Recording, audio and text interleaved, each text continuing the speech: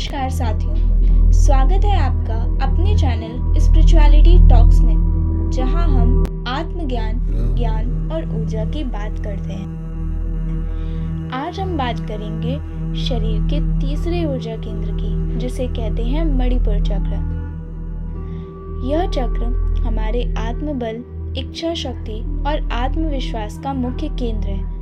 अगर आपको लगता है कि आपके अंदर फैसले लेने की ताकत नहीं है या बार बार आपका मन डगमगाता है, तो समझ लीजिए कि मणिपुर चक्र पर कार्य करना बहुत ज़रूरी है। चलिए आज हम मणिपुर चक्र को पूरी तरह से समझते हैं, उसकी स्थिति, रंग, प्रभाव, साधना, बीज मंत्र और दैनिक जीवन में इसके उपयोग को सरल भाषा में जानते हैं। सबसे पहले बात करते हैं मणिपुर चक्र क्या है।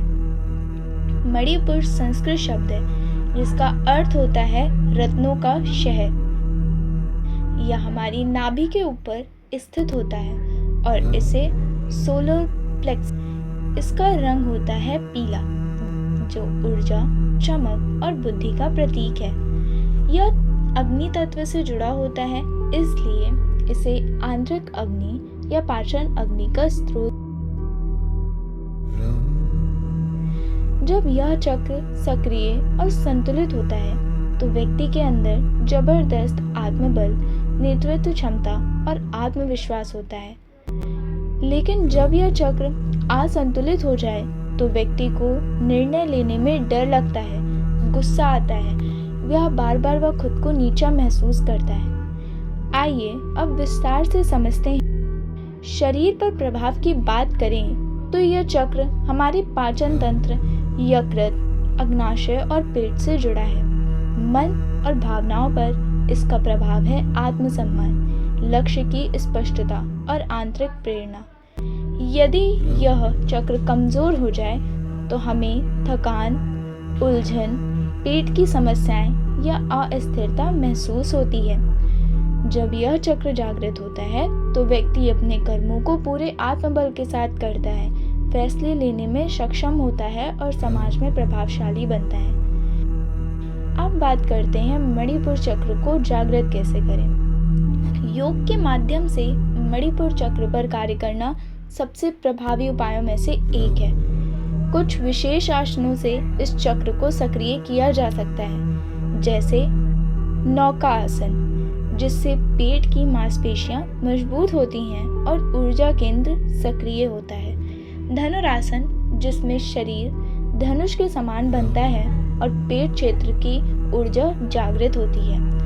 कपालभाति प्राणायाम, यह विशेष रूप से मणिपुर चक्र के लिए ही उपयोगी होता है, क्योंकि यह नाभि क्षेत्र की ऊर्जा को तेज करता है। अब जानते हैं मणिपुर चक्र का बीज मंत्र क्या है। इस चक्र का बीज मंत्र है ओम रम। इस मंत्र का उच्चारण करते समय ध्यान को नाभि से ऊपर के हिस्से में केंद्रित करना होता है। आप रोजाना 5 से 10 मिनट तक शांत वातावरण में बैठकर ओम रम का जाप करें और साथ ही कल्पना करें कि एक पीली चमकदार रोशनी आपके पेट के पास घूम रही है।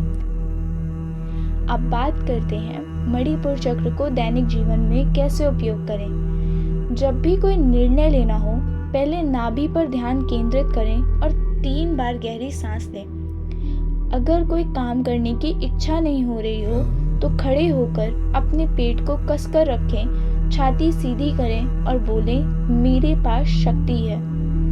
पीले रंग को अपने जीवन में शामिल करें। खाने में हल्दी, पीली दाल, नींबू पानी या पीला वस्त्र पहनना चाहिए। अब बात करें त्रिदोष से इसका क्या संबंध है।